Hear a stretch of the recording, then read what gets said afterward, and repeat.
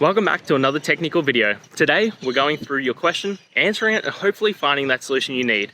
Guys, remember to stay just a little bit crazy, just like me, and hopefully get to that resolution. Now, let's get on to the video.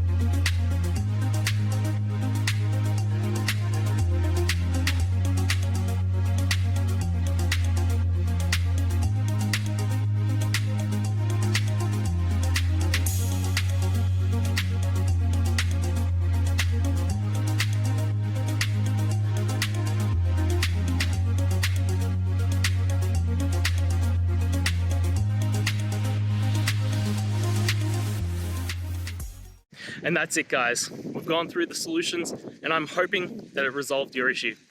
If it did, please hit the subscribe button. I'd really appreciate it. And until next time, I hope you have a good one. Cheers.